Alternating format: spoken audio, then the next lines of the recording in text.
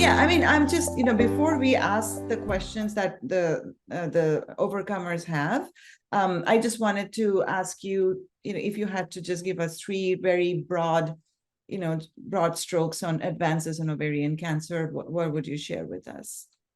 Sure.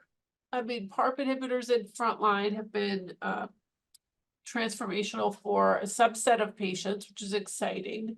I think for those patients who harbor BRCA-associated cancers, we are moving a higher fraction of those patients into a cure fraction than before. And so, that's a big accomplishment that I think has just been realized in the past couple of years. So we're sitting at about 45% of patients in that category not recurring ever. And that was compared to 20% historically. So I think that's a big advancement. We're excited about it. The flip side is that 55% still recur. Yeah. And that's for BRCA. For non-BRCA, I think PARP inhibitors have also markedly improved the time to first progression, but I'm not sure that we are curing yet. So I think while there's been some big advancements with PARP, they have largely been for tumors that are biomarker selected. And so that doesn't include a lot of patients. So, we don't want to leave people behind.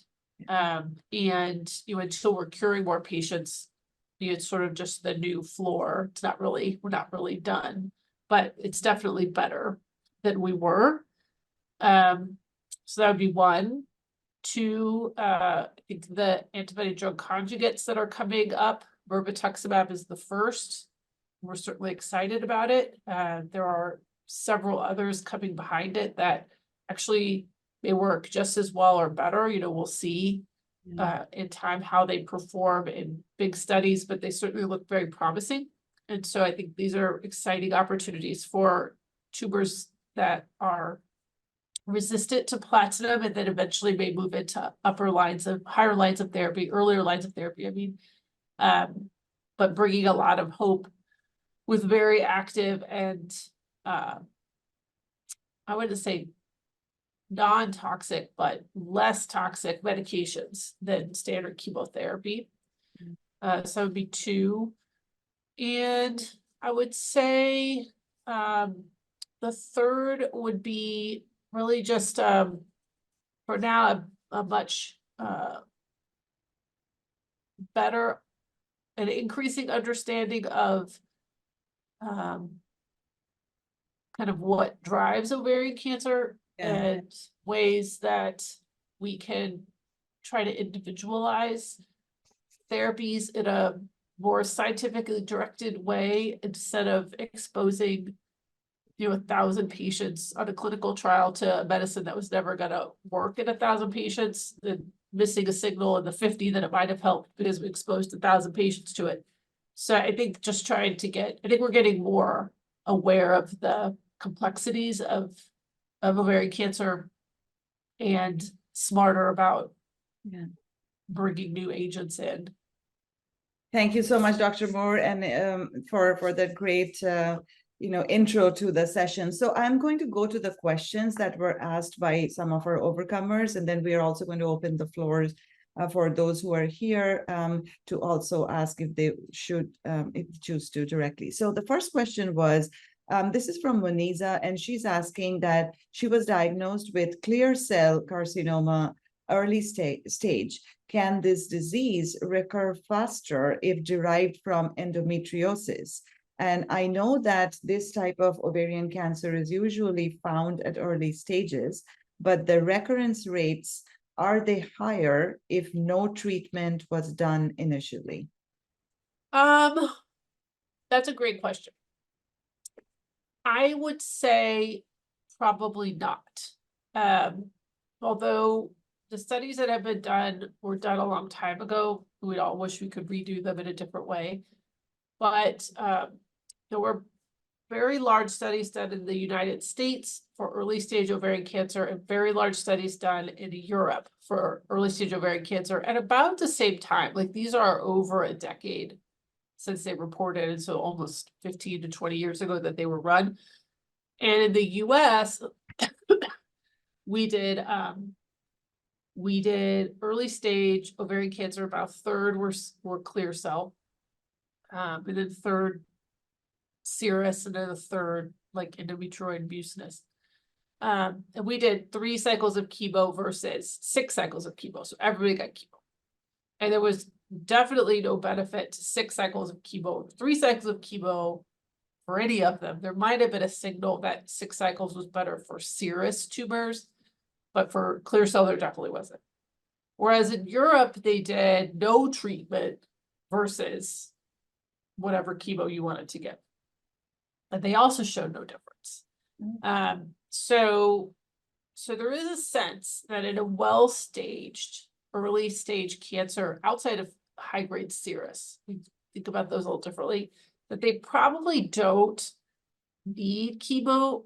I think in the US, we're so afraid not to do something, we tend to give them chemo anyway, but probably, the truth is for clear cell, you're probably cured or not cured with the surgery. Like the chemo probably doesn't make a difference. So I don't think that you would be at higher risk for not have been being treated in that scenario. Thank you, Dr. Moore. I'm going to go through the questions that were submitted first, and then we'll go to, I'll intermittently stop and ask people. So the next question was from Sanjukta, and she's asking, she was diagnosed in 2017, stage 3C, somatic BRCA2.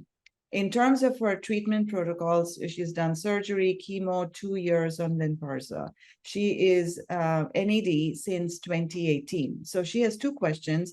What exactly is somatic mutation? And if not inherited, can these mutations be prevented? And the second question is, what has been your experience treating women with endometrioid ovarian cancer? Mine was that type. And what is the usual prognosis? Does it have any specific characteristics? So it's interesting that it was endometrioid and had a somatic BRCA. I'm not questioning the quality of the path, but pathology is sometimes difficult. So I'm wondering if it was a mixed serous endometrioid type. It's a little unusual, although you can see them. So you just may be uncommon. It's good to be uncommon with the BRCA mutation. So we tend to think that high-grade endometrioid and high-grade serous are relatively the same. Like when we do clinical trials now, they get lumped together because they're both what we call TP53 altered. They have loss of the TP53 gene. So they're more similar than different. So we tend to lump them together. They tend to have this, we don't think of them differently from a prognostic standpoint or treatment standpoint, PARP, no PARP, like they're all considered similarly. Now in the future, we may parse them out a little bit more, but right now they're not thought of as like distinct in any way, shape, or form from treatment to prognosis. Somatic BRCA, what that means is that when the tumor was tested, we find a deleterious mutation in BRCA in the tumor. So you can find BRCA mutations, or you can find like mutations or alterations in the BRCA gene, not uncommonly, because tumors are bizarre, but it may be like what we call a variant, meaning something happened in the DNA of the gene, but it didn't really affect the function of the protein that is transcribed, and so they're not felt to be deleterious. Like, yes, there's a change in the DNA, but that protein is still transcribed and active, and the BRCA protein is involved in fixing DNA. So somatic mutation means there's a mutation in the gene, and it's deleterious. It's like an important one that means the gene isn't transcribed into the protein either at all or in the same level that a normal protein is. So you have no or less BRCA protein around fixing your tumor's DNA. And what makes it somatic is that the germline was also tested, so like blood or saliva, and it's not there. So you'll hear the term tumor BRCA. Tumor BRCA means that's in the tumor, but it could be only in the tumor, or it could be germline. Because if it's something you're born with, a germline, it's also going to be in the tumor. It's going to be in both places. So tumor BRCA it combines both. The term somatic means it's just in the tumor. You weren't born with it. It's not heritable. So hopefully that clarifies. Germline means you're born with it. And that's why you got cancer, and it could be passed on. And it's probably in your family. Somatic means you weren't born with it, can't pass it on, can't prevent it at this point, because we don't really know what happens. But it's just in the tumor. Okay, thank you. I think you have some international fans here. There's a question from an overcomer, Avril from France. She's asking, do you think that taking olaparib for several years can induce resistance to chemo? And this is currently my case, and I have been taking it for 4 years. And could this have anything to do with it? And are there any molecules coming out to break the resistance to anti-PARPs? I tried ZNC3 niraparib without success. Do you think bispecific antibodies could be a solution for ovarian cancer? Yeah, so so that's an area where I think we have evolving knowledge. We do suspect that PARP inhibitors, that growth of a tumor on a PARP inhibitor while you're taking a PARP inhibitor probably means that tumor has acquired resistance mechanisms against the PARP inhibitor. So whether or not the PARP inhibitor caused that, or the tumor was just so aggressive that it started growing back on the PARP, it's a little bit chicken and the egg. But certainly for patients whose tumors recurred while they were taking a PARP, and then they subsequently get like a platinum-based therapy, like carboplatin, as compared to tumors that progressed after a PARP, and then they get carboplatin.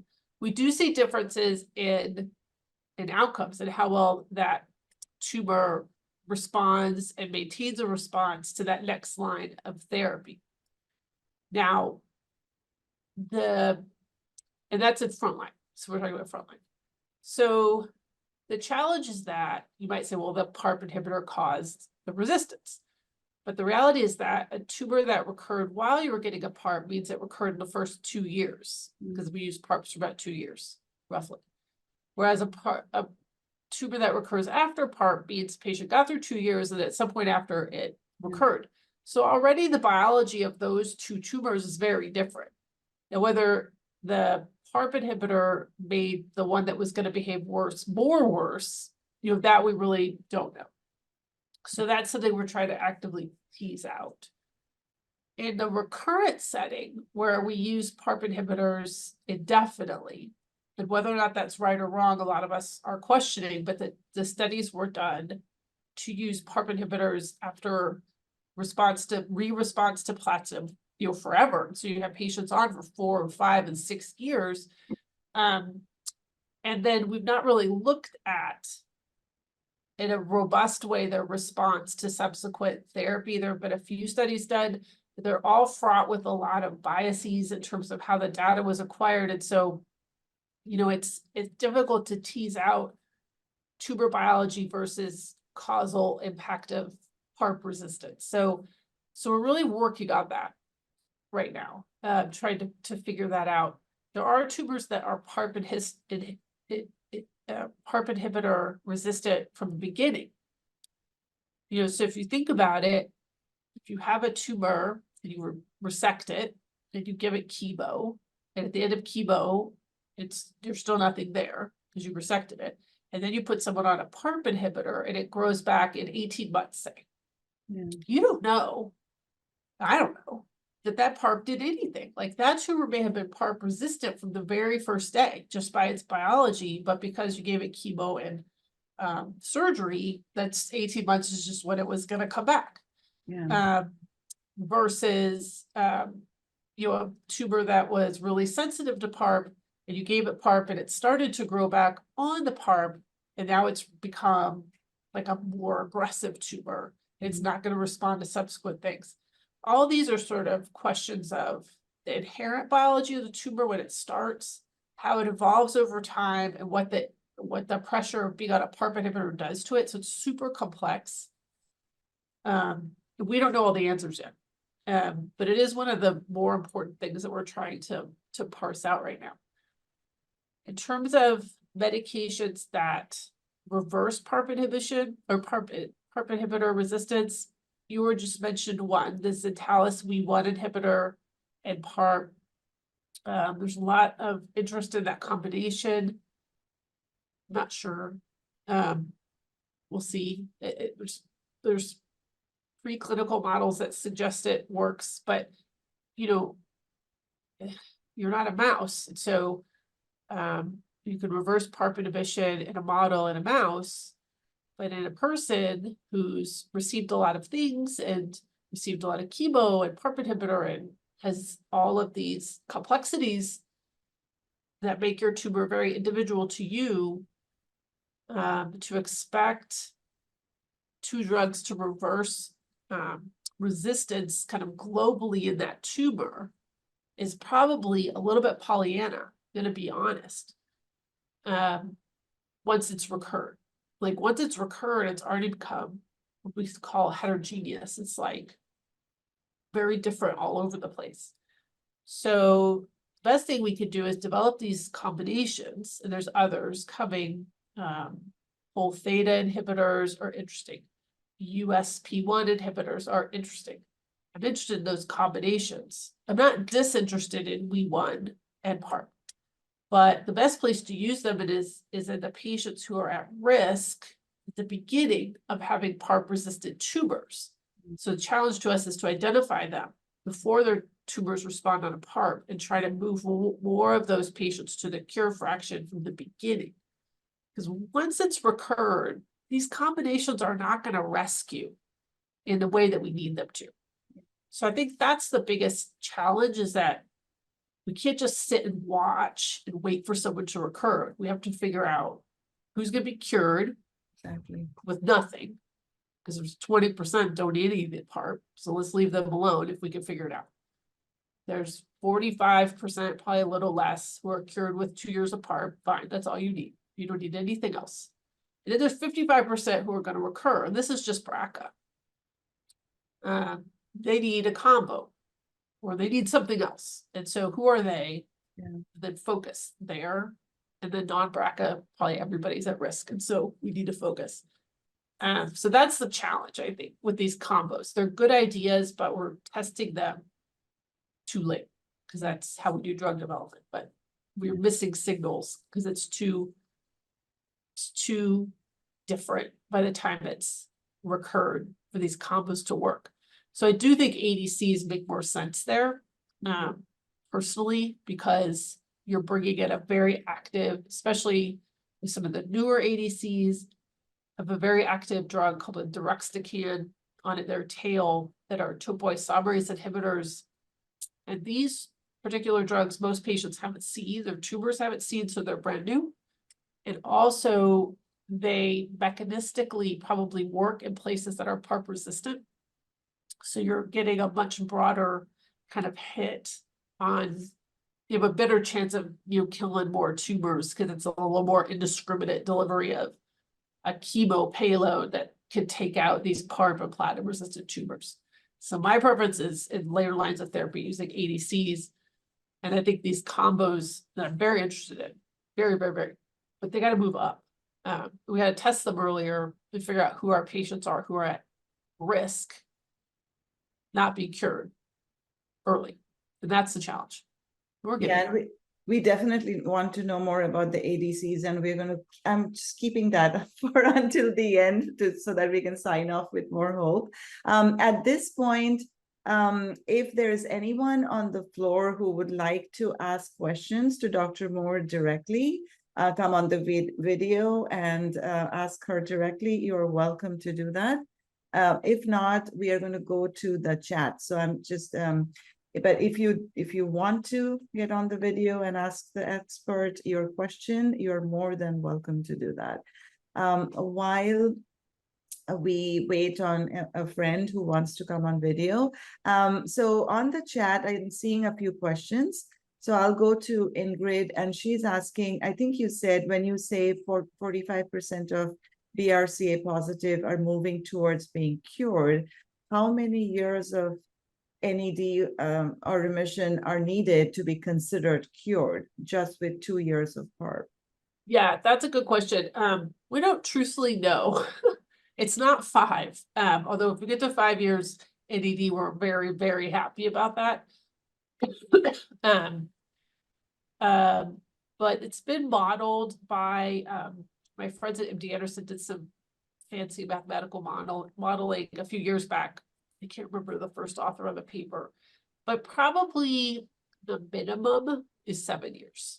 But when we get to 10 is probably the most definitive statement. Now we will see, especially in BRCA, these late recurrences. I actually have a patient that just presented 11 years. I'm just irate about it, but we're just starting all over and hopefully we'll get another 11 years.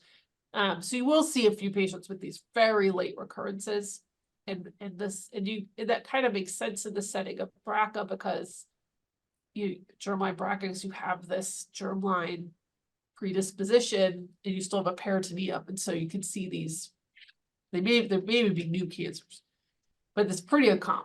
So if you make it to like 7, especially 10 years, then we start to call it cured. So we really have it in the PARP studies in the frontline, very few of them have made it to that point. Actually, none of them have made it to the 10-year point. Solo 1, we did 7-year analysis last year. So the cut point was in early 2023. So we're already beyond 8 years now. So we're getting close to the 10-year mark. We'll be able to sort of give some more updated numbers. I bet we'll probably settle out around 40% at 10 years. We're at 45% at 7 years. So I think that's kind of reasonable, that 7 to 10 range, but we're still, wasn't really a thing we talked about for a long time. Now we can, for some. Thank you, Dr. Moore. I see Nancy has her hand raised. Nancy, do you want to ask a question directly? Yes. Hi, Dr. Moore. What are you thinking now about for maintenance olaparib with a BRCA mutation? No evidence of disease, now 3 years on olaparib post frontline. What do you think about keeping people on the olaparib indefinitely? There's like a huge movement. You see it in the Facebook groups of, patients saying, I've been on it for many years. My doctor keeps me on it because they say it's working and they don't want to take me off. What do you think about that protocol?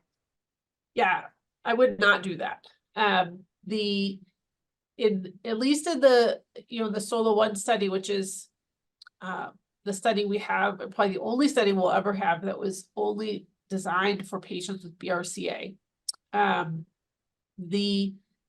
Really, if anything, we're starting to think about using less, not more, because when you look at the olaparib arm and the control arm, the kind of survival curves, they become very parallel, really just over a year, but definitely by 2 years, the event rate of both groups is very similar, which tells us that probably the olaparib's not doing anything more at that point. The impact of olaparib's probably quite early. That's the hypothesis, at least in patients who are Solo 1-like. Patients who are Solo 1-like are a little bit of a unique group because that study was largely patients who had surgery first, and they got chemo. There weren't a lot of patients with stage 4 cancer. It was mostly stage 3, and they had complete surgeries. So they were really like aggressively managed in the front line. And then they came on to Solo 1 kind of as complete responders. So for a lot of those, hitting it with PARP for some short period of time probably mopped up whatever tumor was left, and that's what nudged him into that cure fraction. So that's what we believe.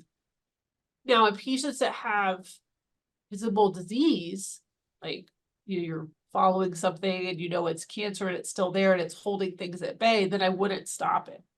But for someone who's like completely no evidence of disease, and I've even started adding in ctDNA, it was just actually listed by CMS, so I don't have to worry about my patients getting billed anymore, which is nice. Like I'll add that in, and I'll do a PET scan, I'll do all the things to just make sure I'm sure. And I really stop it because one, you know, if you continue it unnecessarily and the tumor's just going to come back at some point, it's going to come back on a PARP, and it's possible that it will be more aggressive. Two, there is a risk of induction of treatment-related myeloid neoplasms. So like these secondary leukemias that can happen. And we see that in the recurrent setting, where patients have seen more therapy and we're using PARP indefinitely. In BRCA, it's as high as 15%. In frontline, where we're curtailing the use of PARP, it's only 2% thus far. So there's something there that we have to pay attention to. And those treatment-related leukemias, we are getting better at treating them, I will say, than in the olden days. But they're still largely terminal. So you could be NED from your ovary cancer, then unless you respond to a bone marrow transplant, you know, it's a big deal. So I have a lot of concerns about indefinite PARP in someone who's NED given the solo data. So I'm pretty aggressive about stopping it too. There's a National Cancer Institute study that's about to launch that's going to go 1 versus 2. Like there's a lot of interest in de-escalating rather than escalating.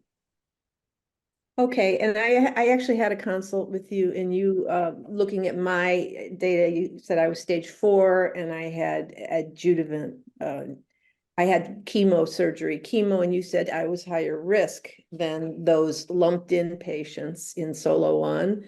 And so you thought you would consider 3 years for me. And so I consider 3 sometimes in patients who are really high risk, because the PRIMA data, because you're not BRCA, are you? I am BRCA. You're BRCA, BRCA 1. The PRIMA data was 3 years of niraparib versus not, and that was purposefully done a very high risk, clinical high risk group, stage 4 neoadjuvant. And so I do think there's scientific justification there that we don't have in Solo, because those patients really were not excluded. We didn't exclude them. They just didn't come on the study for whatever reason. But PRIMA was designed and they did 3 years. And so I think that's probably fine. But if they're completely NED, like nothing, I really like to stop. Thank you. I so appreciate you. Thank you, Dr. Moore. So we have a question from India. So Hina is asking that I was diagnosed as with ovarian cancer 10 years back. I was operated for hysterectomy twice. I'm not sure about this part, but at least that's what I'm reading. And once in year 2014 and another in 2022. I was treated with Taxol and therefore Avastin. Currently, I'm on the Avastin therapy every 3 weeks since September 22nd, 24 cycles. So how many maximum cycles could I do? My ultrasound reports are clear. Is it possible to stop Avastin and keep on monitoring for reoccurrence? Yeah, it is possible. I've definitely done that for patients who are in recurrence. I think I would have to know a little bit more about this particular scenario. So I don't really want to answer this question in a personal, I'll just talk about it in generalities. Sometimes in the recurrent setting, we actually, in high-grade serous, we actually get lucky and someone responds beautifully and we have them on Avastin, which is bevacizumab, for those of you who talk in generic names. And in the clinical trials that were done there, it was done indefinitely. Like you just kept it rolling for as long as you could. And then you stopped at the time of recurrence. But you do have these patients who are like on it for like cycle 56, it gets sort of ridiculous at some point to have people on a drug for like 5 years with no evidence of disease. Like you wonder what you're doing.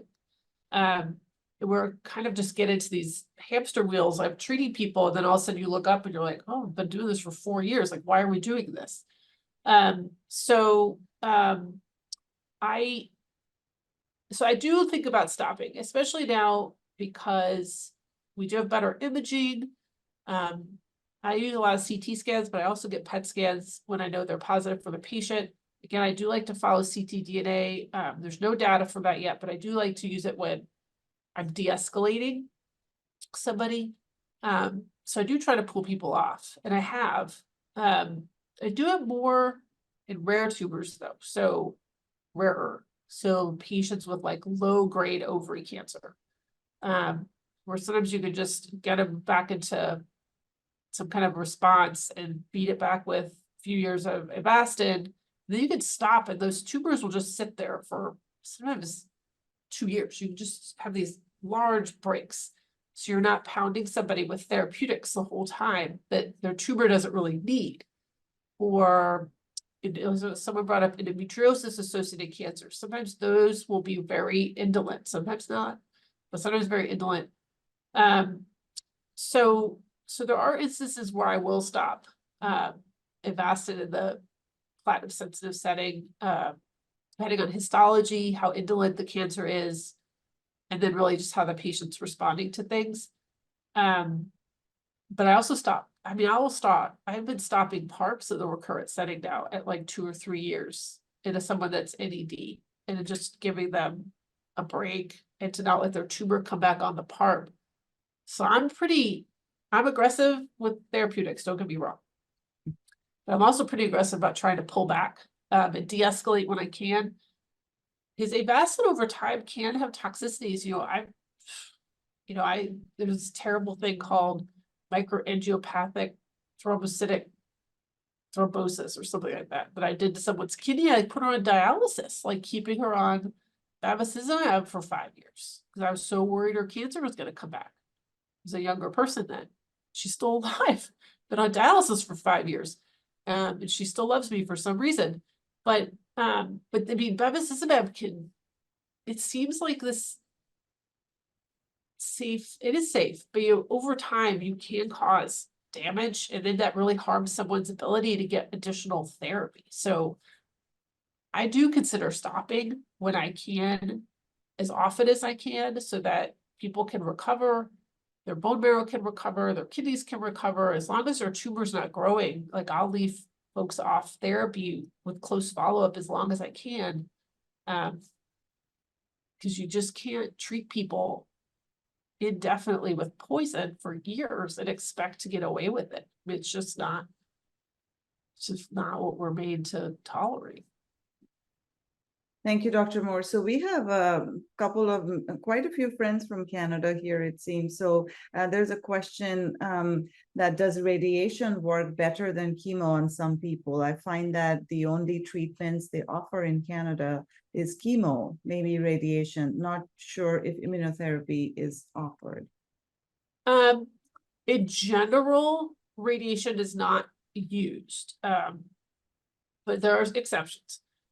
Because, so do I ever use radiation to ovary cancer? Yes, I do. I'll spot weld things. If like someone has a liver lesion and everything else is responding, but a liver lesion's growing, like I'll ask my interventional radiologist to do, they can ablate it. There's a number of ways, using radioactive isotopes and other sorts of methods to sort of, zap a growing liver lesion, because they don't respond as well to chemo. But then I'll keep someone on the same medicine. Or if they have like a lesion that's causing pain, like it's gone into a muscle or bone, I'll radiate them. But like as a general treatment for ovary cancer, no, because ovary cancer spreads intraperitoneally, and it exists in places where we can't see on imaging. That's just the truth.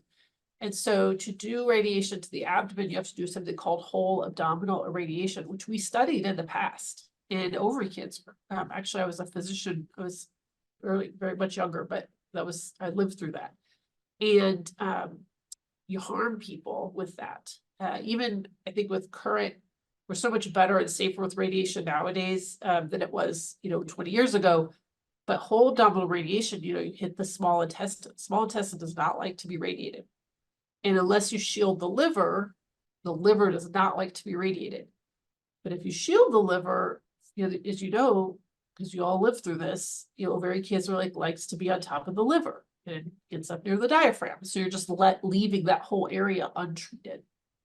So it's just not a therapeutic intervention, instead of chemo, but it is something you use to spot weld.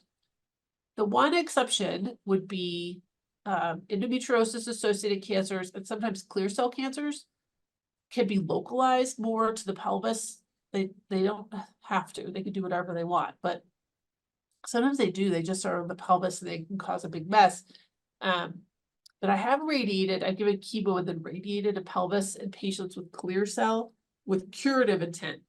And I can't tell you what my rates of success are. I feel like it works sometimes. So you do that, but that's really uncommon to use. But instead of chemo as a therapy, doesn't work as well and can cause a lot of unintended toxicity just because your organs don't like to be radiated.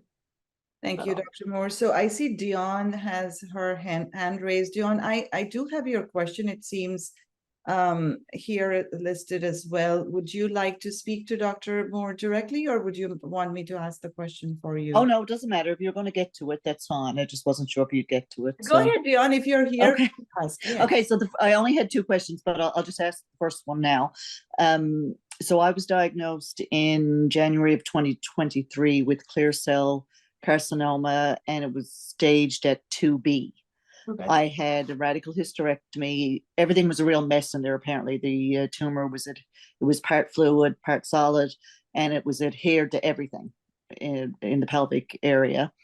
And I guess one piece of that, or one part to this, is that apparently it was described as some capsule was left on the bowel, because when my gynae tried, they did try to remove, but couldn't. The bowel just, they couldn't, was it resect the bowel? Anyway, so there's part of the capsule still left on the bowel. I guess my question is, what's the likelihood or probability of recurrence? Is that something of a concern, or? So hard to say unless I was there. Mm-hmm. We do this does happen. These tumors are very adherent to surrounding structures, and I can hear, sounds like it was, say, a mess. Everything's really glommed together. It was, and the ureter apparently was got, the ureter was right in the middle of the tumor. It was just a mess, apparently. It's just very difficult. You have to make the best decision for the safety of your patient. But a lot of times these kind of rinds that we leave behind, I usually call a rind, are inflammatory rather than the tumor itself. And it's just hard to know, but sometimes you just have to get out because it's just, you're going to cause too much. You keep trying to peel things off and you end up putting holes in intestines, and then someone gets sick and you haven't helped them. So it's like this sort of, how hard do I go here? How much bowel can I resect and have a functional human being versus kind of doing the very best you can and getting out. It's a very difficult decision, but we leave these, not uncommonly, these sort of rinds. You peel stuff off and there's this inflammatory rind left behind. And it just may be that. It may not even be tumor. It may not be capsule of the tumor. It just may be the inflammation of the tumor gets stuck to the bowel, in which case it's just gonna go away with time. If they left that, I wouldn't be super worried about it. If we actually had to leave tumor, which we usually know, if we're leaving tumor, and that's the worst feeling, but sometimes you just have to get out. Then the likelihood of coming back is significantly higher. And that's just the truthful answer. Clear cell tumors are just really aggressive and relatively chemo resistant. Right. Yeah. So I did have 6 rounds of chemo, which I finished last June, and I've since now, like, I'm getting a CT scan every 3 months. Yeah. I Yeah. too am in Canada as well, and I've had 3 clear scans to date. But- But Yeah. Clear cells, if they're gonna come back, they tend to come back in the first couple years. Like you don't Right. tend to see late recurrences with clear cells. okay, So you're a Okay. year out. thank you. Thank you, Dr. Moore. So there's a question from Rhonda on the text, and she's asking, is there anything coming for those of us who are platinum resistant, don't have folate receptor alpha, and have had reoccurrences? It's a great question. Yes. There's a couple of things. Well, there's many things. ADC, so mirvetuximab is the first ADC for folate receptor alpha high. There are other folate targeting ADCs coming that will likely be very effective in any folate receptor alpha. Profound Bio, it's probably my favorite next generation. Immunogen has a next generation, and Profound Bio has a next generation. Those are my 2 favorites. Profound Bio has a deruxtecan payload and is moving into phase 3. So that one's coming for any, I think it's gonna be for any folate receptor. And then Immunogen, who made mirvetuximab, which is of course the first ADC approved in ovary cancer, as a next generation, doesn't have a name yet. It's called IMGN 151. And it's probably also going to work better in general, but also in lower folate that are currently ineligible for birth. Both of those are in clinical trials currently and moving along. So I'd be watching for those.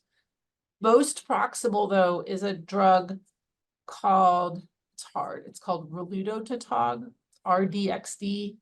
Daiichi makes it. It is an antibody-drug conjugate that targets cadherin 6, and it has a deruxtecan payload. And it is working very well. Very well.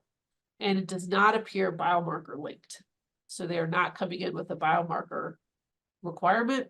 And it's about to launch in the US a big phase 2 that is randomized, but it's randomized between different doses. So everyone coming on gets the drug until it goes to phase 3, and then it will be randomized versus chemo. So I think that's probably for biomarker negative tumors. I would be, that drug is just starting to launch. The study hasn't quite started yet. They're just site selecting. But that's, I think, I mean, I don't know, but we always have to be humble about things. But I do think that drug is going to win. And so I would be working to get my patients on that clinical trial. It is open right now in phase 1, still at a few sites. There's a few spots left. Sarah Cannon in Nashville, I have it. A couple other sites have it. But then when the phase 2 opens, that'll be the way to get a hold of it. So I think that's probably one of the next big ADCs out there.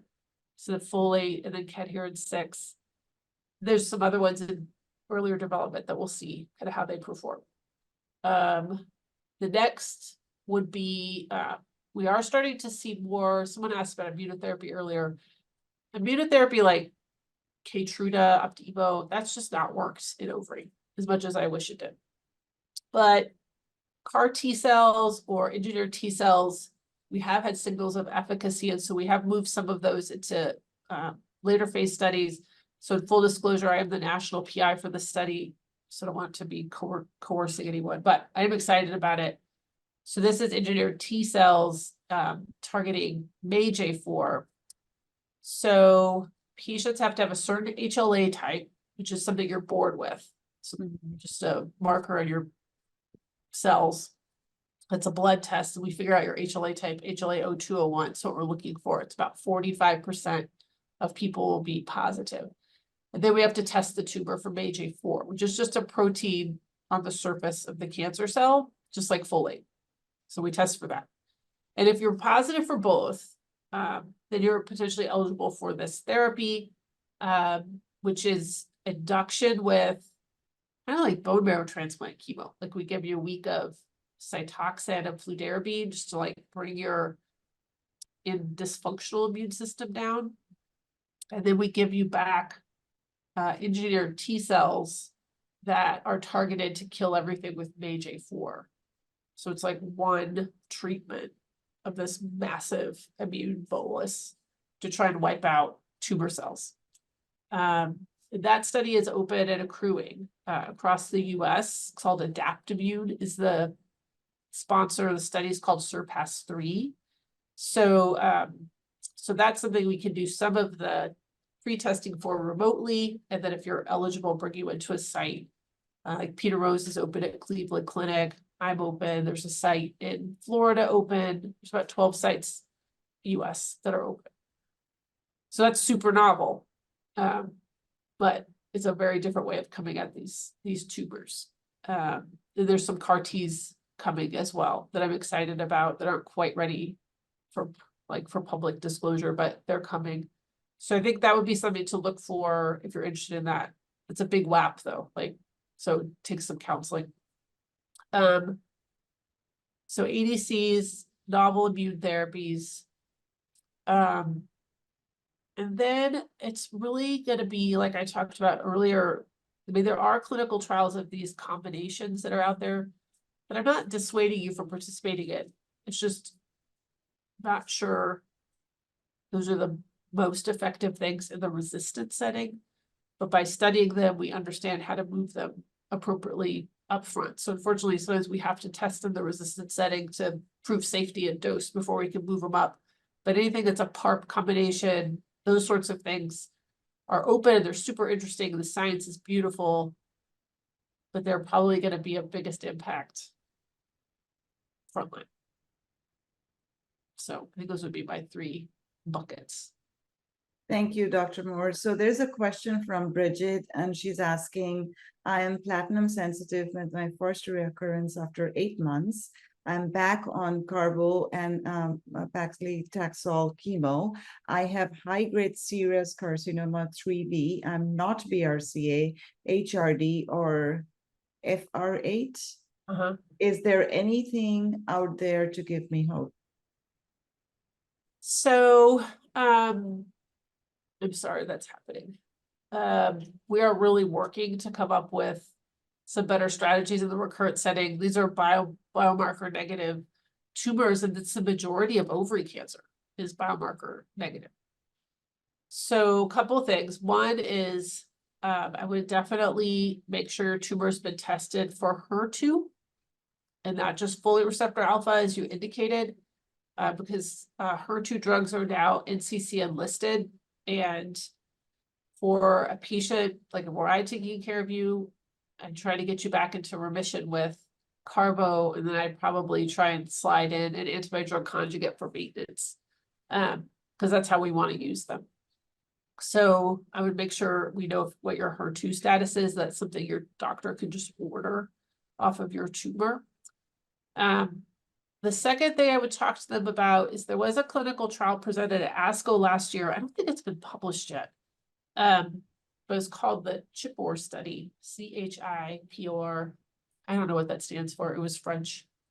And I thought it was crazy town, but now I'm a believer. So it was a big randomized phase 3 study, fully powered and very modern, did all the modern drugs, PARP inhibitor maintenance. And they had patients who were platinum sensitive recurrence. They got chemo for 6 cycles. And then as long as they hadn't progressed, they went to the OR for secondary cytoreduction, which is controversial in the US, but I actually like to have tumors taken out. And then they were randomized at that point to get hot chemo, HIPEC or no HIPEC.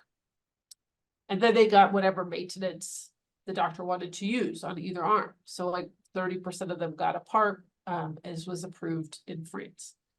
And that study showed an improvement in overall survival, which completely floored me. I was not expecting to see that. So I don't think it's for everybody. There's some people who it's just dangerous to reoperate on. They have too much tumor, or they maybe had a really hot, like we talked about, really hostile abdomen the first time and going back in. If you hurt someone at surgery, you have not helped them at all. So you do have to, it is a some selection, but I'm interested in that. So I mean, my patient that I told you about, that's 11 years BRCA and recurred, she had way too much tumor for me to operate up front. So we shrunk it all, and then I had surgeon take her to the OR and resect it all, and they gave her HIPEC, and now she's on a PARP. So I'm keeping my fingers crossed that that wiped this thing out. Because you have to be kind of aggressive in these biomarker negative tumors, and if you were otherwise fit, I would be trying to throw the kitchen sink at it. So biomarker testing for HER2, consideration for HIPEC, and making sure the tumor's been fully molecularly profiled for all the other things that we're looking at for targeted drugs, like we're looking for cyclin E amplification. We're looking for, already mentioned HER2, which is called ERBB2 amplification. We're looking for, of course, BRCA1 and BRCA2, which you've already been tested for. There's a bunch of other rare things, TSC1, TSC2, FBXW7 is a new one that links to an ATR inhibitor. There's a study open for that. So there's all these needles in the haystack we're looking at in these molecular readouts, KRAS, Foundation One, whatever your person uses. So making sure that's been done and looked at maybe by someone that has a lot of trials open so that you can be referred if one looks really promising for you. Doesn't mean your doctor's not doing a great job at all. Not saying that at all. Thank you, Dr. Moore. So we have a few minutes left. I'm going to go to the two questions that are one on text and one that was submitted. So Elaine on text, she was asking that I was diagnosed in 2017 with stage 2 high-grade serous. I'm now platinum resistant. I had new tissue testing, which showed I'm HER2 positive. So I have been started on Enhertu. Just had third infusion yesterday.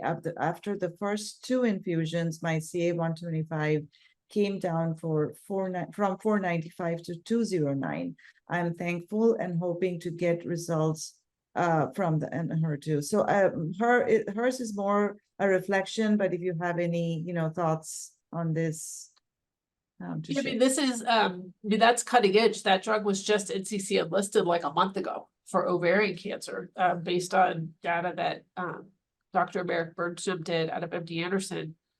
So now we're all like trying to catch up all of our ovarian patients with ovarian cancer. We're trying to make sure we know their HER2 status because we've never tested that because we didn't have a drug that worked.